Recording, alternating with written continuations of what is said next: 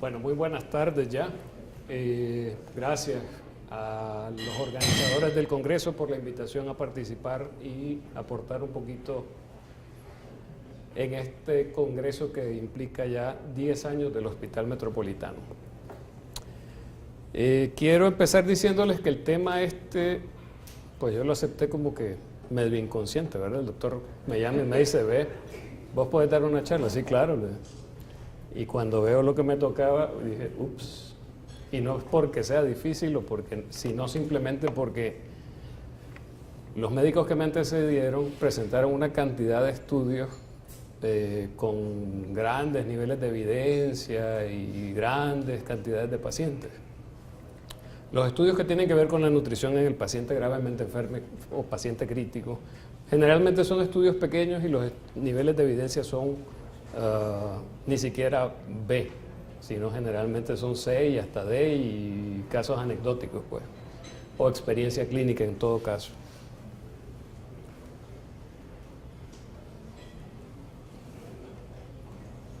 No pasa. No pasa. ¿Por qué no pasa? Se pegó. ¿Por qué se pegó?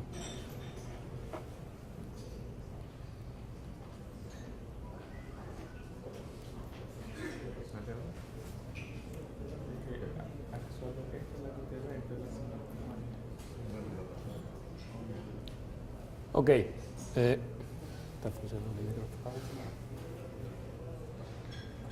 Ok, listo.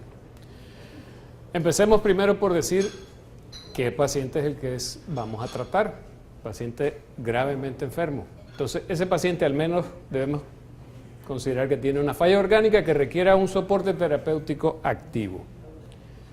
Pueden presentar respuesta inflamatoria sistémica, pueden presentar sepsis, cambios metabólicos caracterizados por un aumento de la tasa metabólica basal, un aumento de la proteólisis, aumento en la lipólisis, hipermetabolismo e hipercatabolismo que conlleva a un eventualmente desarrollo de malnutrición si nosotros no intervenimos a tiempo. Entre los problemas clínicos que tenemos, pueden presentarnos hipotermia o hipertermia, aumento del gasto cardíaco, aumento del consumo de oxígeno, que es bien común, hiperglicemia, disminución de las resistencias vasculares periféricas, aumento de la urea, aumento de la excreción del nitrógeno de urea y un balance hídrico alterado, también muy frecuente. ¿Cómo responde el huésped a estos daños? Primero hay una respuesta local, hay unos cambios neurohormonales ahí localmente, se aumenta la actividad metabólica, aumenta la actividad celular local y luego también tenemos una respuesta sistémica. Aumentan las hormonas contrarreguladoras, cortisol, epinefrina, glucagón, cascada de citoquinas y todo eso termina dándonos alteración en la síntesis proteica, el aumento del óxido nítrico sintetasa y aumento de la adhesión leucocitaria.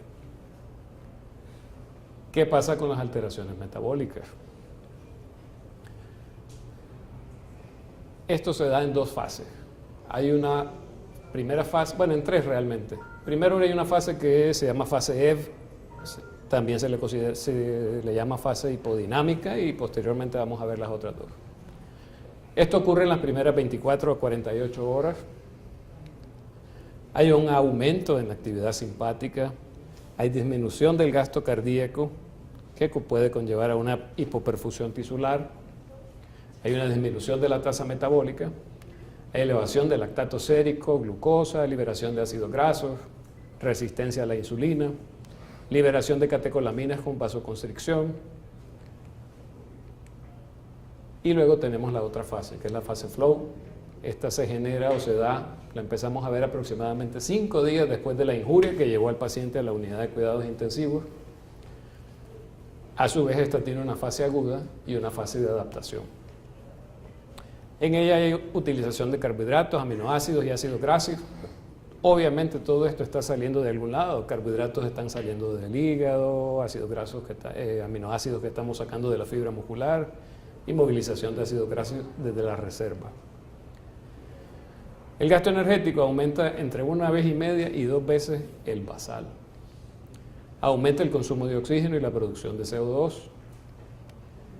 Y obviamente el riesgo del paciente aumenta en la medida en que pase más tiempo en esta fase.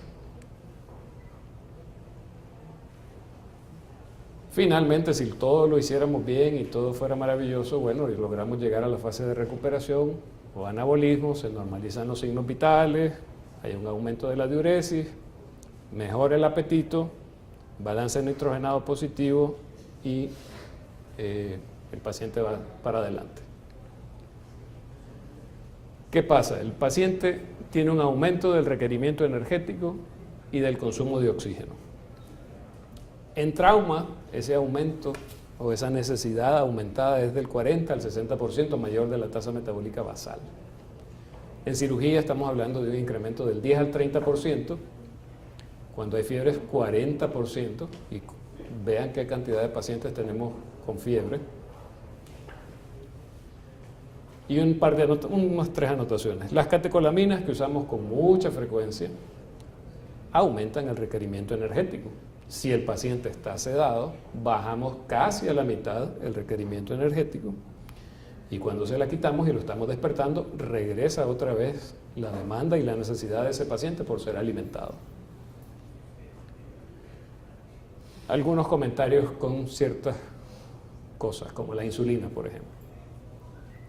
La insulina tiene acción sobre la resistencia periférica, aumenta la gluconeogénesis, aumenta el uso de lactato, aminoácidos y sustratos del glicerol, aumenta la glucogenólisis hepática, y ya lo dijo el doctor Granados con absoluta claridad, la hiperglicemia mata. En cuanto a las consecuencias clínicas de ese catabolismo proteico que tienen estos pacientes, hay una disminución de las proteínas viscerales, la albúmina particularmente. Hay un aumento de las proteínas de fase aguda, se eleva el PCE, la PCR. Hay alteraciones de la coagulación, alteración de la respuesta inmune, alteración de la función intestinal, translocación bacteriana, pérdida de masa muscular y alteración en las funciones musculares que pueden obviamente darnos problemas con los músculos respiratorios y complicar más las cosas. En cuanto a los líquidos y electrolitos, ya sabemos que su deficiencia suele deberse a una inversión, se va del compartimiento intravascular al extravascular, algunos mediadores proinflamatorios aumentan la permeabilidad de la membrana y terminan en aumento, alterando la presión osmótica, y suelen terminar en un tercer espacio. La mayor proporción de líquidos se acumulan en cavidad abdominal, y eso hace más difícil la peristalsis y nos meten en más problemas a la hora de alimentar al paciente. ¿Qué pasa con la malnutrición? Pues sencillito, la disfunción inmune aumenta, es decir, aumentan las infecciones. La disfunción muscular está presente y eso nos molesta muchísimo con la contractilidad cardíaca, función cardíaca y con músculos respiratorios que al final nos pueden llevar a un aumento de mortalidad. Algunas consideraciones especiales, veamos un poquitito de la parte farmacológica y de la ventilación mecánica del paciente de UCI. En cuanto a la farmacológica, tengamos en cuenta que las catecolaminas, vasopresoras, todas las que usamos, nos pueden inducir hiperglicemia porque inhiben la recaptación de glucosa y aumentan la glucogenólisis. Los esteroides que a veces usamos, ¿no está aquí el doctor Herrero? No producen hiperglicemia, aumenta resistencia a la insulina y aumento de gluconeogénesis y glucogenólisis. Pueden inducir hipertrigliceridemia a largo plazo. Los narcóticos, morfina, fentanil y todas estas cosas que usamos a veces para mantener dormido al paciente y acoplado al ventilador, nos puede producir constipación, motilidad intestinal alterada, náuseas, vómitos. Y los inmunosupresores, que bueno, gracias a Dios no los usamos mucho, ciclosporina específicamente, puede producir hiperglicemia, hipertrigliceridemia, hipercalemia, hipomagnesemia. En cuanto a la ventilación mecánica, recordemos que el soporte nutricional disminuye el proceso catabólico, restituye las pérdidas de masa muscular y es un factor determinante para poder destetar más tempranamente al paciente del ventilador. Hablando un poquito de los componentes nutricionales, los aminoácidos, tenemos dos problemas: o le damos mucho o le damos poco. Si le damos poquito, es decir, si la administración de los aminoácidos que le estamos dando al paciente es insuficiente, podemos producir un exceso de nitrógeno y esto nos va a llevar a una prolongación de la ventilación mecánica, podría caer en falla orgánica, en sepsis, y si lo damos en exceso no le estamos produciendo ningún beneficio al paciente. Nos pueden aumentar la producción de urea, producción de CO2, aumentar el gasto energético y alteración ventilatoria.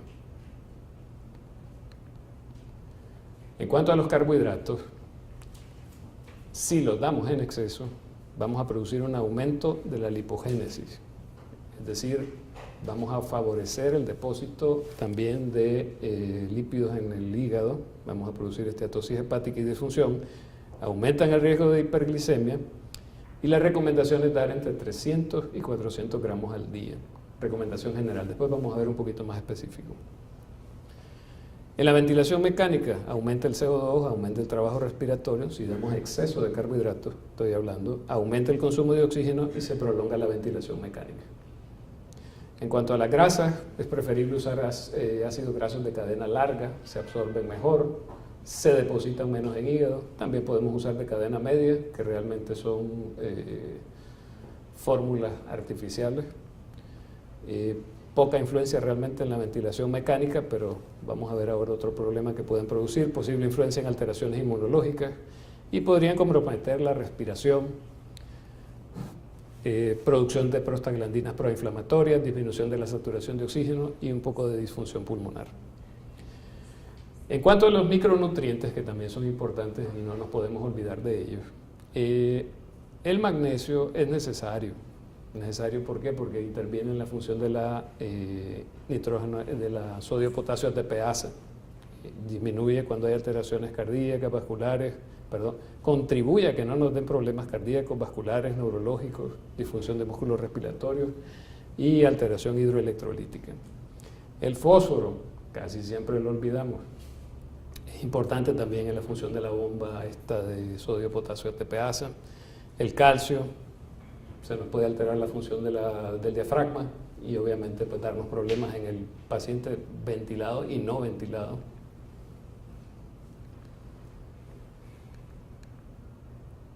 Y esto es algo que siempre debemos tener en cuenta. Soporte nutricional temprano. A veces se nos olvida, llegó el paciente de sala de operaciones, llegó el paciente en estado crítico y ahí está un día, 2 días y el paciente sigue NBO. Nada vía oral, no come y el paciente se está desnutriendo y nosotros estamos haciendo o dándole problemas en vez de soluciones al paciente. Evitar la sobrealimentación. En la mayoría de los casos y los estudios está clarísimo que sobrealimentar al paciente no va a generar ningún beneficio ni va a acelerar el proceso de recuperación. Y vigilar obviamente la administración de electrolitos, eso generalmente sí lo hacemos, y vigilar el equilibrio ácido-base.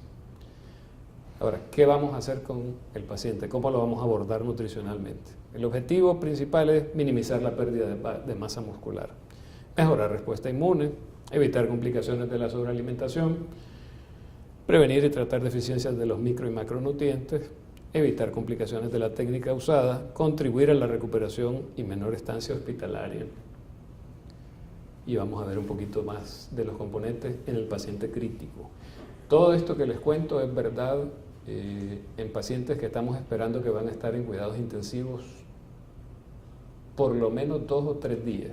No es para el paciente que llegó para vigilancia, ni el que el anestesiólogo, y discúlpenme los colegas anestesiólogos, quiere que lo vigilen porque se puede hacer una depresión respiratoria. Ese no aplica para esto. Es el paciente que está mal realmente y que necesitamos darle soporte. Más de 2 o 3 días. En cuanto a las proteínas, le vamos a tratar de dar el 15 al 20% del requerimiento calórico total. Eso traduce 1.5 a 2 gramos por kilo día. El exceso no ha demostrado ningún beneficio y puede causar más bien azoemia, aumentar la producción de dióxido de carbono. En cuanto a los aminoácidos, una pequeña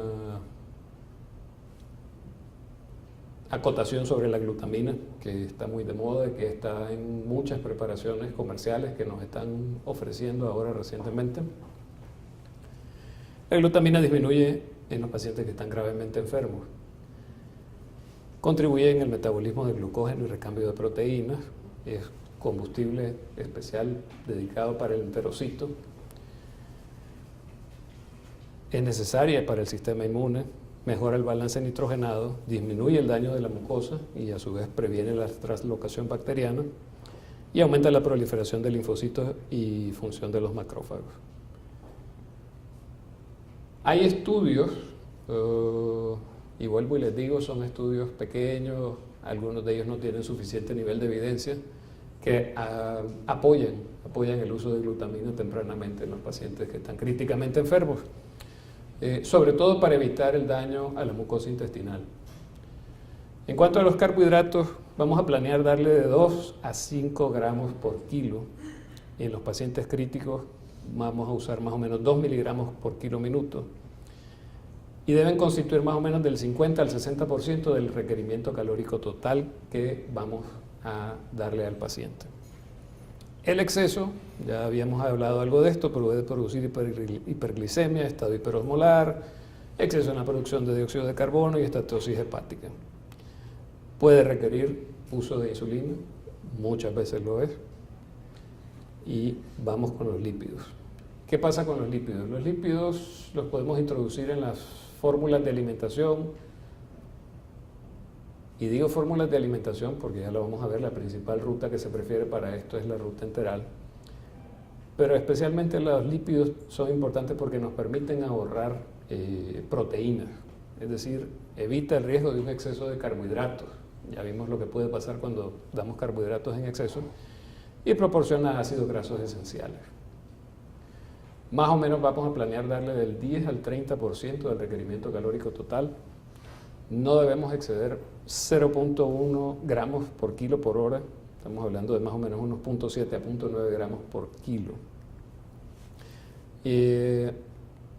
Para evitar complicaciones, hipertrigliceridemia, es decir, debemos de evitar, si los damos en exceso, para que no nos produzca hipertrigliceridemia, coagulopatías y depresión del sistema inmune. En cuanto a los nucleótidos, que también son componentes ahora de las fórmulas más nuevas de alimentación, aumentan la proliferación de linfocitos y de criptas intestinales, son necesarios para sintetizar ADN y ARN y se recomiendan de 1 a 2 gramos por kilo. Otro de los componentes que son importantes y que se le ha dado mucha relevancia recientemente son a los ácidos grasos omega 3. Tienen que ver con actividad antiinflamatoria e inmunomoduladora. Aumentan la proliferación de los linfocitos T y B y se recomiendan de 3 a 5 gramos al día. Casi siempre nos olvidamos de ellos en la alimentación de los pacientes. Pasando a las vitaminas, minerales y alimentos traza, lo que estamos buscando es, o más bien, cuando estamos en un paciente catabólico que está perdiendo masa muscular, se pierden potasio, magnesio, zinc y vitamina C. Los cambios, se generan cambios electrolíticos por sepsis, pérdidas intestinales. Recordemos, el paciente etílico hay que darle suplemento de complejo B, ellos son deficientes en complejo B. Y no nos olvidemos de medir y dar suplemento de vitamina D.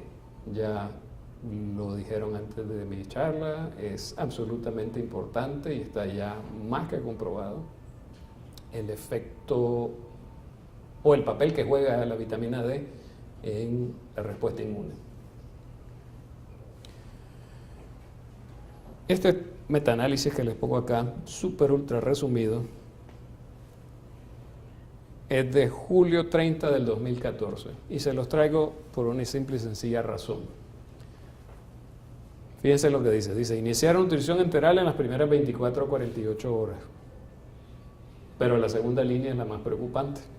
Aporte calórico óptimo necesario aún no claro, es decir, seguimos haciendo de esto como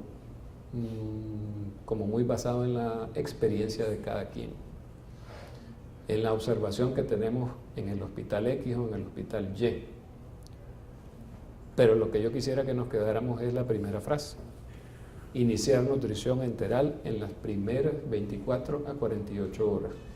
Claros estamos que hay estudios que dicen que la nutrición enteral temprana puede acarrear algunas complicaciones, vamos a ver algunas por ahí, pero el paciente necesita que lo alimentemos tempranamente. En los pacientes quirúrgicos está clarísimo que reciben menos nutrición que los pacientes médicos. Los pacientes con cirugía cardíaca, sobre todo, y cuando también tienen intervenciones gastrointestinales, tienen mayor riesgo de malnutrición. Les tenemos más miedo. Están en NPO durante varios días. Estamos esperando a que el intestino haga ruido. Y ahí estamos, y no le damos comida. La vía de alimentación, ya se los decía un poco, la nutrición enteral siempre va a ser la preferida. Algunos estudios sugieren que el inicio temprano de nutrición parenteral no produce mejores resultados que la nutrición enteral tardía. Y entendamos nutrición enteral tardía después de 7 días de estancia en el paciente en UCI. Y hay estudios que te dicen, espere, no sea impaciente prácticamente, espere, y si después de 7 días no le pudiste dar comida por vía enteral, entonces empecemos a usar parenteral. ¿Cuándo vamos a iniciar entonces esa nutrición enteral? Sigue siendo controversial en el paciente que tiene inestabilidad hemodinámica. ¿Por qué? Pues porque hay hipoperfusión mesentérica, disminución en la peristalsis. Hay reportes de necrosis intestinal no oclusiva en pacientes inestables en quienes se inició tempranamente la nutrición enteral. Y hay otro factor, las fórmulas que tienen exceso o son muy ricas en proteínas causan hiperemia intestinal, o sea, fomentan la circulación intestinal y por tanto se deriva algo de esa sangre hacia las vísceras y se puede exacerbar la inestabilidad hemodinámica.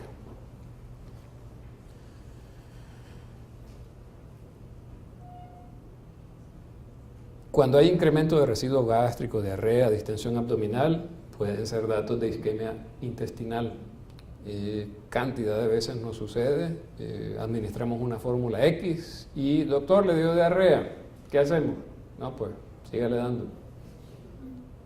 Pero tiene diarrea, bueno, espérate, bajémosle la cantidad, cambiemos, démosle colado y entonces, pero hay que investigar un poquito más qué está pasando, o sea, no nos quedemos hasta ahí nomás. De los medicamentos que usamos, la norepinefrina afecta menos el flujo sanguíneo intestinal. Me refiero a esto porque hay todavía algunos hospitales en que no utilizan norepinefrina y prefieren otro tipo de vasopresor. Tenemos claros que la norepi afecta menos. La dobuta evidentemente aumenta el flujo sanguíneo intestinal, entonces de alguna forma pudiera ser benéfica. Tanto así también que hay estudios pequeños que dicen que los pacientes que no tienen buena tolerancia podrías utilizar dosis bajas de dobutamina para mejorar esto. Un poquito de las fórmulas inmunomoduladoras que están de moda. Hay varios estudios, unos a favor, unos en contra. Les traje este, que no es un estudio muy grande.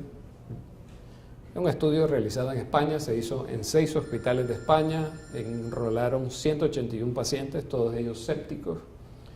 De ellos 122 eran hombres, 59 eran mujeres. Se le metía al estudio a aquellos que tuvieran un Apache score de más de 10. Trataron a 89 y dejaron a 87 en control, como controles. Hubo una reducción de mortalidad. 17 en los que le dieron tratamiento contra 28 en los controles. Y ellos establecieron que esto era una reducción significativa. En pocas palabras, sí hay algún nivel de evidencia para utilizar las fórmulas inmunomoduladoras. Hay que utilizarlas con un poco de cuidado en el paciente que está hemodinámicamente inestable, pero pueden ser muy útiles. Y ahora, un poquito más adelante, vamos a ver algo más de esto. Hasta ahí, la conclusión, antes de que pasemos a la siguiente parte, es que hay muchísima controversia en cómo hacerlo, cuánto hay que darle, cuándo hay que... Bueno, lo cierto es que sí hay consenso en cuándo hay que darlo tempranamente.